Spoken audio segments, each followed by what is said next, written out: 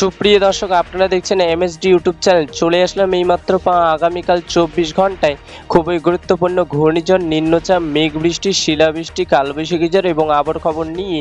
দর্শক, আজকে ভিডিওতে জানিয়ে দেব বাংলাদেশে আবহাওয়া কেমন থাকার সম্ভাবনা রয়েছে এবং আরও জানিয়ে দেব পশ্চিমবঙ্গে আবহাওয়া কেমন থাকার সম্ভাবনা রয়েছে। আগামীকাল 24 ঘন্টা আবহাওয়ার পূর্বাভাসে কী জানিয়েছে আবহাওয়া দপ্তর।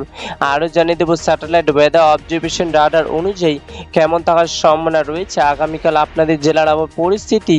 তাই প্রিয় দর্শক, ঝটপটে ভিডিওটিকে লাইক দিয়ে চ্যানেলটিকে সাবস্ক্রাইব করে পাশে থাকা বেল আইকনটি অন করে দিন এবং কমেন্টে জানিয়ে দিন আপনি কোন জেলা থেকে আজকে আমাদের খবরটি দেখছেন এবং এই মুহূর্তে আপনাদের জেলার আবহাওয়ার পরিস্থিতি কেমন। দর্শক, এবার জানিয়ে দিচ্ছি এক নজরে। দর্শক, এবার সরাসরি চলে আসলাম মেঘ বৃষ্টির স্যাটেলাইটের পুরো চিত্রে এবং এই মুহূর্তে দেখতে পাচ্ছি আজ এবং আগামীকাল 24 ঘন্টায় বাংলাদেশে 8টি বিভাগের 64 জেলা আকাশ মেঘলা থাকার সম্ভাবনা রয়েছে।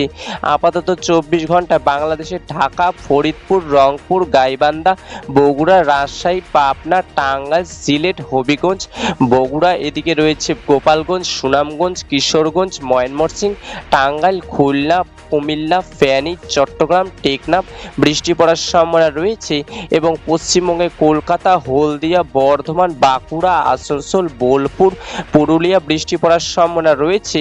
17 মে 2026 রবিবারে আবহাওয়ার খবর। দেখা হবে পরবর্তী দিনে আবহাওয়ার ভিডিওতে।